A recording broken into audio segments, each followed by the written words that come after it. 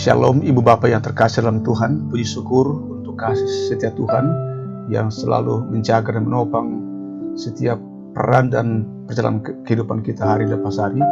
Dan pada malam ini kita berjumpa kembali melalui sapaan kasih dan duka cita Tuhan dengan merenungkan satu pengajaran firman Tuhan yang diberi tema atau judul dijadikan kudus. Diambil dari Yohanes 17 ayat 17 mengatakan, kuduskanlah mereka dalam kebenaran, firman-Mu adalah kebenaran. Saudara, setelah kita menerima Yesus Kristus sebagai Tuhan dan Juru Selamat kita secara pribadi, maka kita telah menjadi bejana. Tempat kebenaran, kekudusan itu mesti hidup dan bertumbuh. Mesti dalam diri kita sebagai tempat atau bejana, tempat di mana kekudusan dan kebenaran itu berakar. Karena tubuh kita adalah bait roh. Saudara, bejana di mana Allah tinggal haruslah kudus. Sebab Allah itu kudus adanya. Setiap bidang kehidupan kita yang telah dimiliki oleh Roh Kudus dikuduskan atau dipisahkan khusus untuk dipakai oleh Allah. Kita telah diciptakan olehnya sesuai dengan pola yang ada di dalam kebenaran dan kekudusan yang sesungguhnya. Kita bisa baca itu dalam Efesus pasal 4 ayat 24. Sekalipun demikian, kita menyadari bahwa kekudusan yang kita miliki disebabkan oleh karena kebaikan Allah yang mengendalikan kehidupan kita. Karena itu kita senantiasa bergantung pada kehendak-Nya dan kesediaan kita untuk terus-menerus berserah diri kepadanya. Penyerahan diri yang sifatnya totalitas. Semakin sempurna kita mengenal kehidupan kudus di dalam Yesus Kristus, semakin nyata pula bahwa kita akan mengalami kekudusannya. Tentu saja pengenalan kita ini tidak akan sempurna, sebab keterbatasan kita sebagai manusia. Namun hingga ke tahap kita mengenal kehendak-Nya, kita akan menjadi sempurna di dalam kasih, di mana pada saat yang sama kita mengingini untuk mengetahui lebih jauh tentang kesempurnaannya. Tidak diragukan lagi bahwa seiring dengan pertumbuhan rohani kita, ada banyak hal yang harus kita ubah.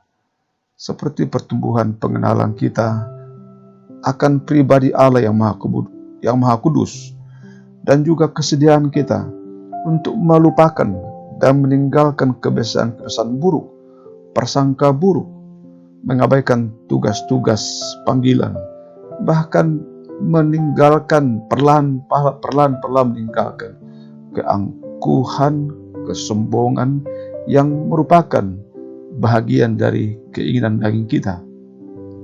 Saudara, tetapi kita mesti menyadari bahwa kita telah berdosa, dan akuilah itu di hadapan Allah, dan terimalah kuasa penyucian dosa kita yang oleh Allah, melalui darah-Nya yang kita imani itu, kita dapatkan di dalam Tuhan kita Yesus Kristus. Roh Kudus dengan setia bekerja untuk menyempurnakan setiap watak pribadi dan karakter kita menjadi sesuai dengan kehendak-Nya.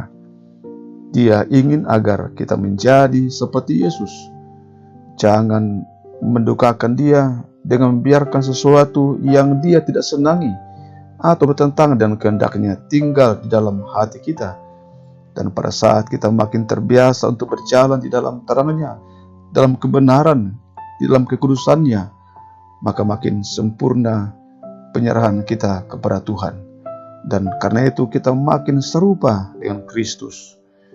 Di dalam perenungan kita, sekalipun bukan tanpa salah, kita akan dapat dipelihara sampai taraf atau tahap tanpa cacat, hingga Tuhan datang kembali, seperti yang dapat kita baca dalam pertama Tesalonika pasal 5 ayat 23.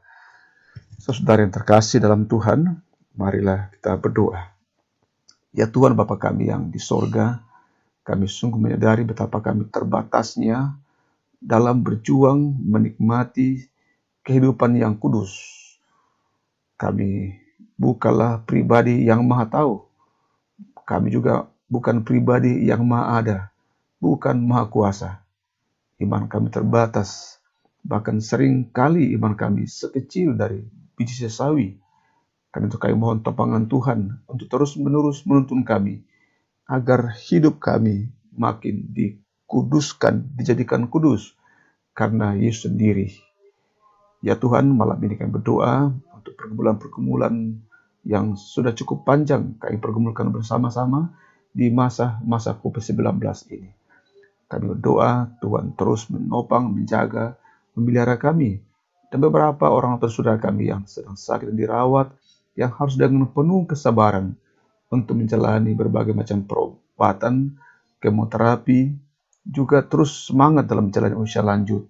Dan terus dengan penuh sukacita membimbing, mengarahkan kami, dan mengarahkan anak-anak kami serta cucu kami sebagai generasi penerus cita-cita keluarga, penerus gereja, bangsa, dan negara ini, agar menjadi anak-anak generasi yang terus berjuang untuk hidup dalam kekudusan. Engkau telah menyelamatkan kami, menuntun kami hari ini.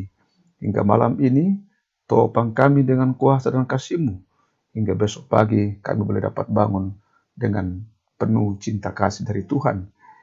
Untuk semua harapan-harapan yang masih tersisa dan sedang kita perjuangkan, bukalah hati dan kehidupan saudara, dimanapun berada dalam situasi apapun.